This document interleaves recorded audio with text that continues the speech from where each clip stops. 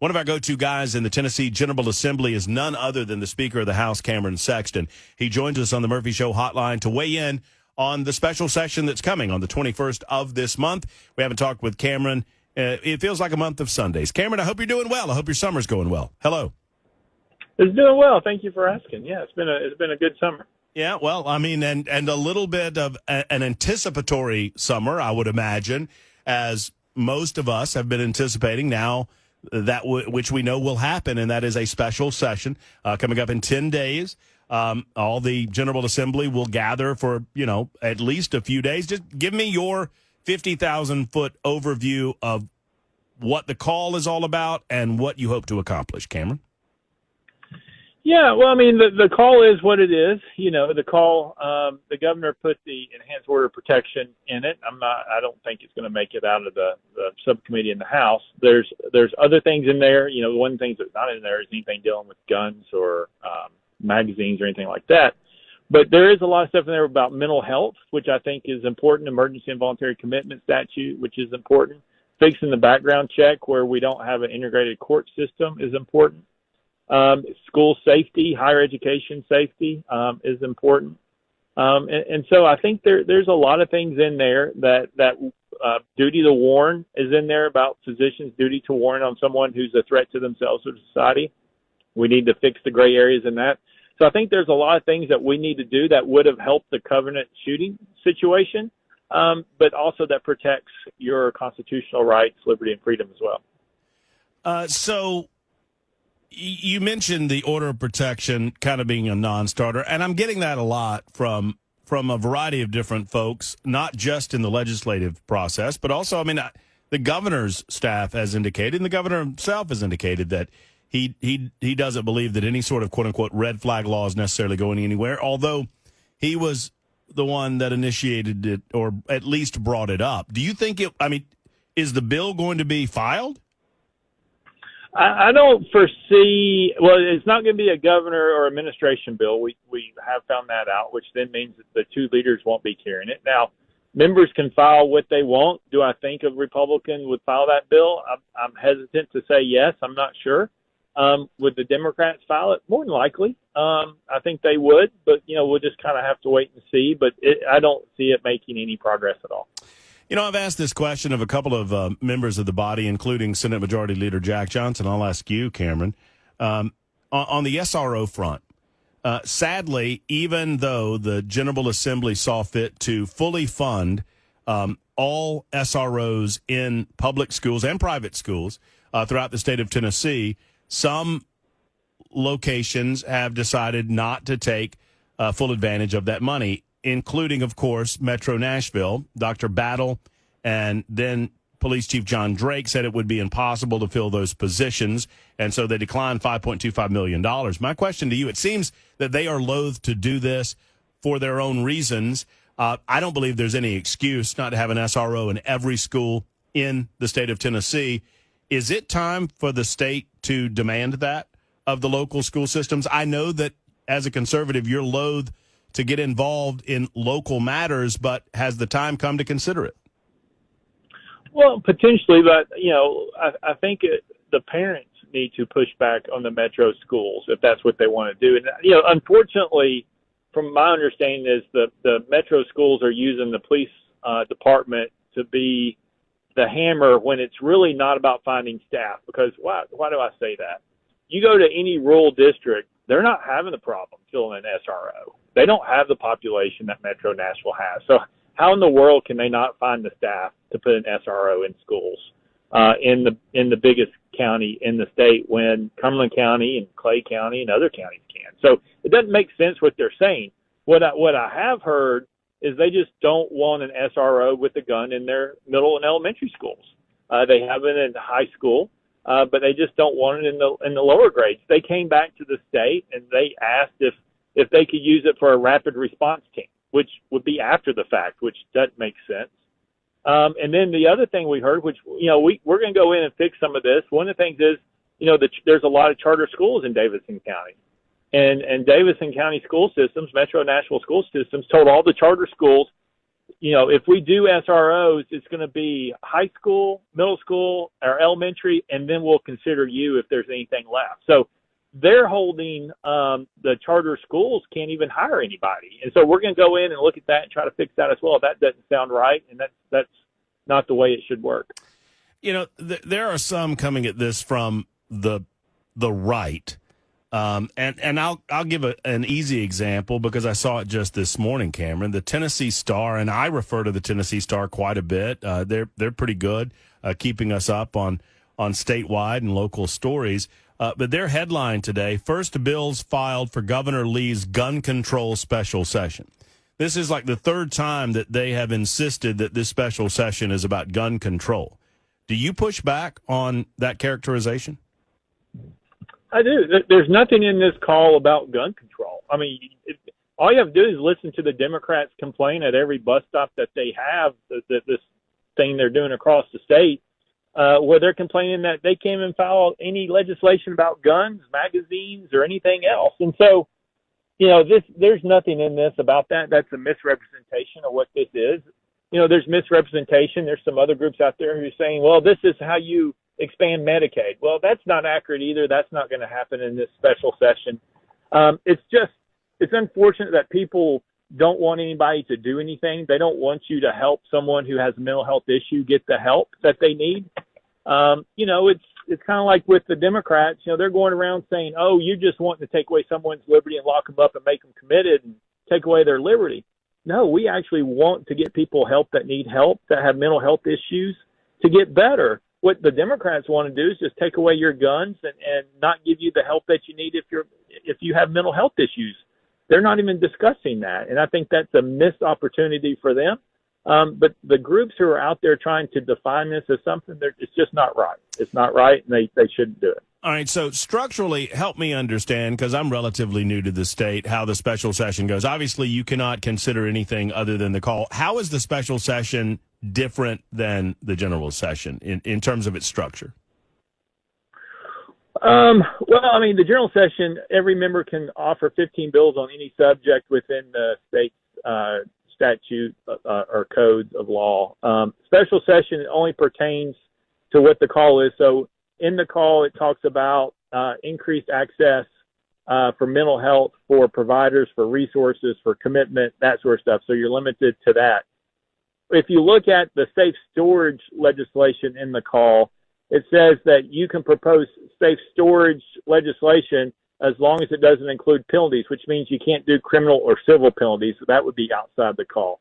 So a special session is a lot more limited on what you can do as a member compared to a regular session.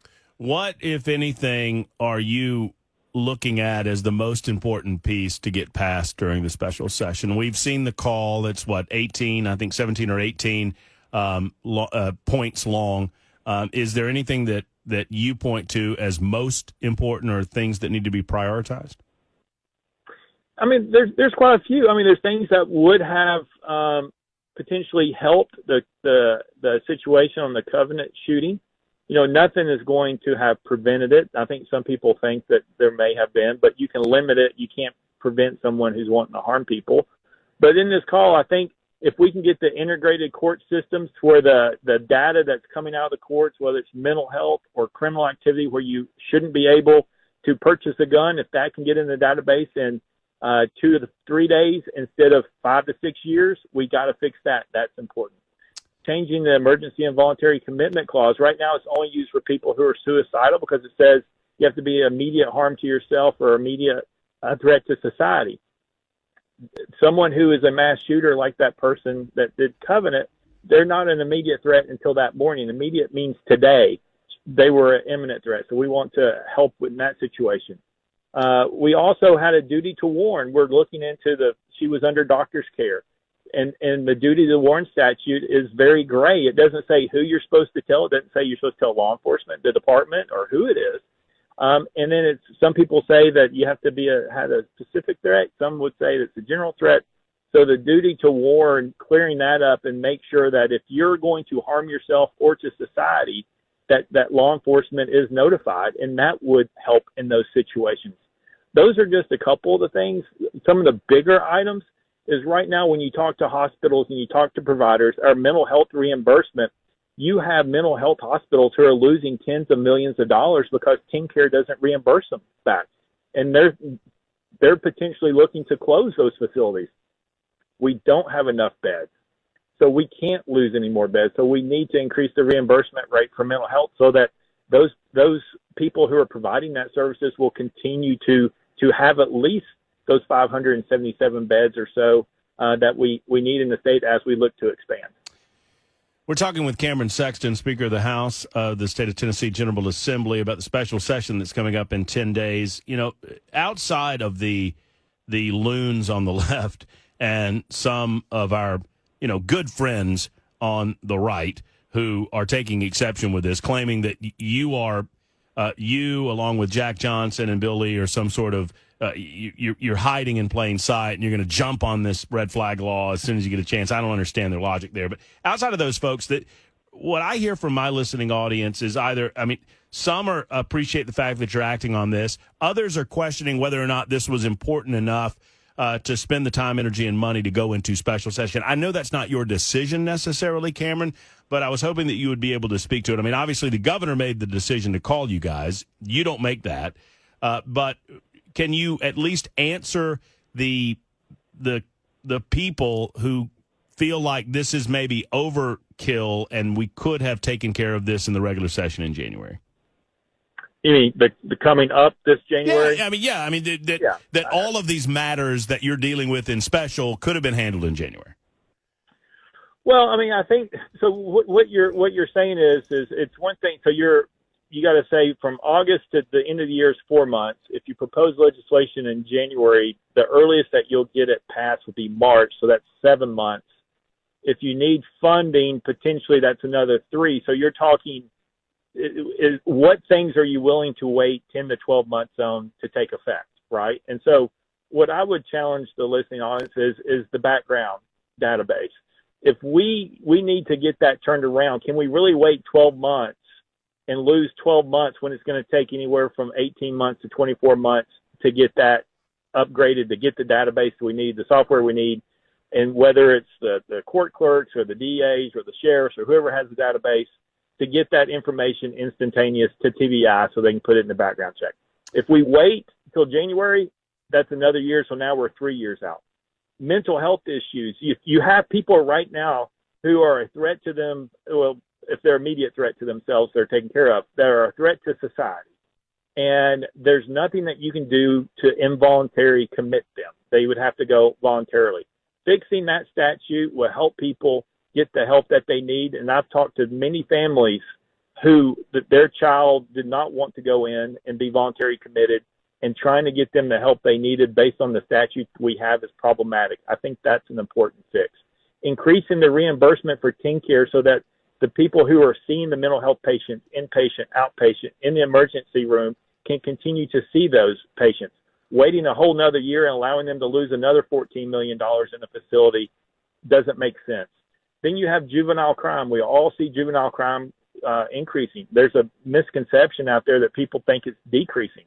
I would say look at Shelby County, look at Memphis, look at juveniles here in Davidson County where you're at. And we're going to want to do juvenile blended sentencing. I think that's important to get that in place to hold those violent juveniles accountable so that you can get them to adult court if you need to, where at age 19, they don't automatically just get the free pass and they get back up on the streets to continue the criminal activity. So there are things that I think that we should do, we have to do, and it's better to do it now than wait a whole nother 12 months where you lose that capability of getting the effectiveness started earlier.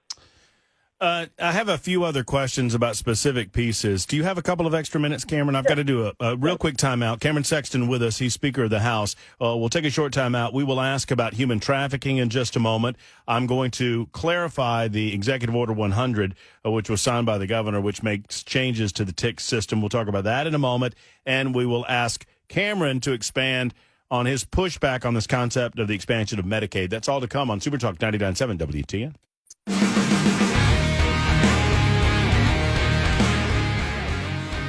Super Talk 99.7 WTN. In about 10 days, The Tennessee General Assembly will go into special session, so called by the governor of the state of Tennessee, Bill Lee. I would suggest that it is a public safety session, although apparently that's not good enough for some of the headline makers. They're saying, oh, it's gun control and there's a hidden agenda. Some of our buddies, and I say that in quotes, I mean, Gary Humble is one of them, Cameron. Tennessee Stands organization is another organization. I don't like to throw a rock and hide my hand, so I'm just going to name names here. They are saying that all of this is a hidden agenda to get red flag laws, all of it. And I just wanted you an opportunity to respond to that. I mean, it seems ridiculous to me on its face. I mean, I would be the first to call you guys out if you did that 180-degree turn. But as I know you this last year and a half, I don't believe that is the case. What is your response to some of these accusations from the far political right? Well, I mean, I think you have to look to see if they're trying to use it as a fundraising opportunity as well. And sometimes they are, sometimes they aren't. But to continue to go down that road and say this is really about gun control when you look at the call, there's nothing in there that you can do on guns. If that was the case, the Democrats wouldn't be out here crying at every bus stop that they're doing, first of all. Second is, the red flag law, that the enhanced order protection, governor said he would put in the call. That's not a surprise to anybody. But you've had enough people who have said they're not supporting it. They're not going to vote for it. I can tell you, when you look at the committees, the way it's currently set up in the regular session, and not much is going to change in special, it's not going to make it out of the subcommittee. I mean, it's a non-starter. I think you've heard people for 3 or 4 months say that. Some groups just don't want to buy it, but that's not what they want to sell. They don't want to sell that the General Assembly is here to protect the Second Amendment rights.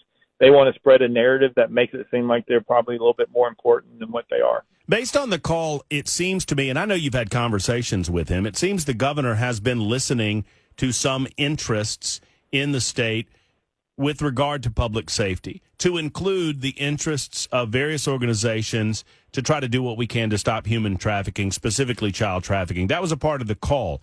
What, if anything, do you know about what the state can do in that regard?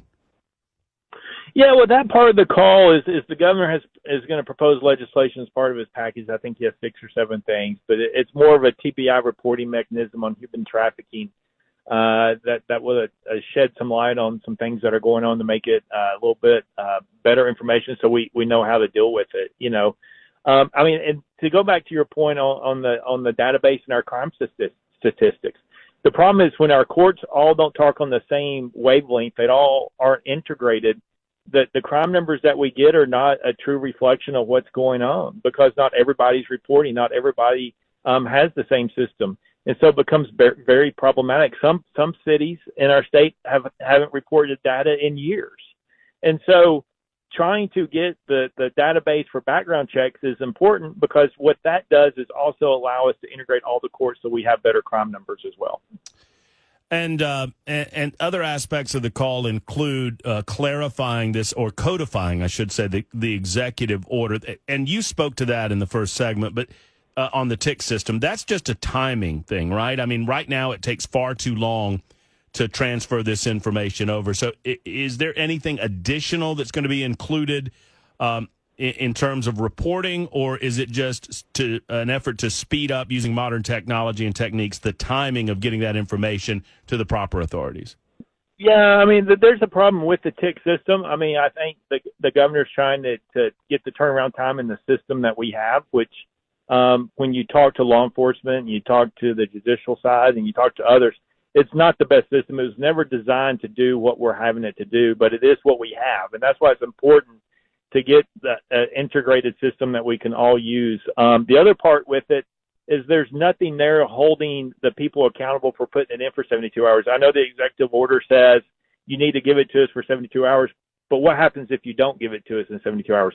There's no mechanism for accountability to make sure that they do that. So that's another reason when we go in special session, we'll have the capability of putting a consequence with that action if they don't follow through. And we've seen a couple of filings now. I know that House Majority Leader William Lamberth has now filed HB 7002, which is a measure that changes the plan on exactly how evacuations happen within the school systems. Do I have this right? According to fire alarms?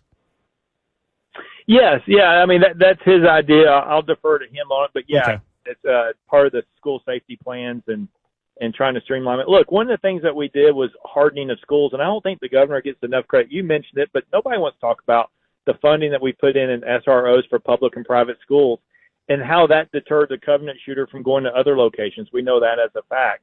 And so there's a lot of funding there. We also want to expand the hardening money in this session, also make it on higher education, and allow them to continue, because I think putting the film on the doors and some other things is an important process. I think I toured the UT Health Science Center, which is in the middle of Memphis, which is multiple buildings in downtown.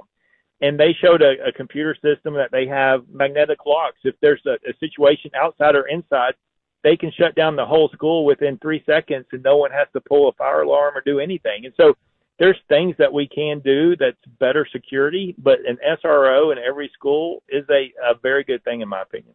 Well, hopefully, and I've heard from several of your representatives in the House as well as on the Senate side, that they're strongly considering whether or not to include that in the special session, a requirement on the part of local school systems that they do everything in their power to get those SROs, particularly in elementary schools in Nashville, Tennessee, which is just inexplicable to me. Final thought on the structure of the session with regard to safety. There are a lot of outside organizations that are planning to descend on the state of Tennessee, as you well know.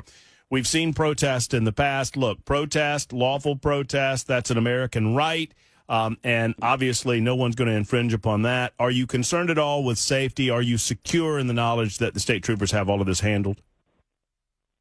Well, you're always concerned about safety because, you can secure the building, you can kind of secure the inside of the building, but you also have to remember that members at night are going back to their hotels or wherever they are for a session, and that becomes problematic, and they may be eating out. That's problematic. Look, we're going to do everything that we can to make sure that all members, all staff, that even people who are up there protesting peacefully, that they're safe. There's going to be some up there who want to cause chaos and harm, just like was last time.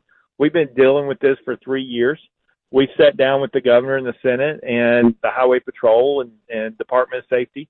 We have plans in place. We're doing things a little bit different, and we think we'll be able to achieve it. I'm not going to give away everything that we're doing because I don't want them to know. I mean, it is a concern.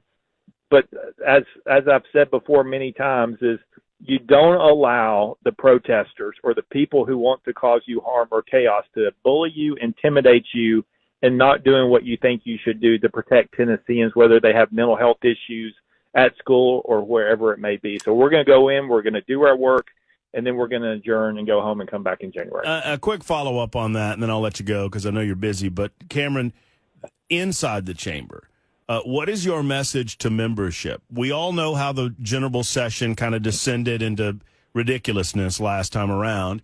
I think that there are certain members in the minority party that have been emboldened by certain activities that happened and some of the resulting, fame and publicity that they received as a result of that. What, as Speaker of the House, what is your plain message to the members of the House of Representatives in special session? It's the same thing as always. We're going to follow the House rules. We expect decorum. We expect what the Constitution lays out on how you're supposed to act when you're on the House floor. And if you violate those, you'll be held accountable. There will be a consequence. It could be expulsion. It could be censorship. It may be other things. We're going to have to pass a rules package when we come in. And so they will be held accountable. And I know some of them are like, well, I'm going to do it again. Well, all right. Well, that's their job, and we'll do it again. But what we did the first time, in my view, was right. It rose to the level of expulsion. If they want to do it again, then I guess we'll have to do it again. But hopefully they will follow the House rules and not act like that they did last time. Well, you and I have had many conversations on that front, and you have been steadfast in your position that what you did was the right thing to do and that you do it again. I'm frustrated because it gave them the level of notoriety that it did, but I get where you're coming from on that front, Cameron. I appreciate your openness to come on, speak on these matters. Thank you for your leadership in the House, and we'll see you in session, my friend. Thank you. We'll see you. Have a great all right, weekend. Take care. You do too. There's Cameron Sexton, Speaker of the House, expected to gavel into session about 10 days from now.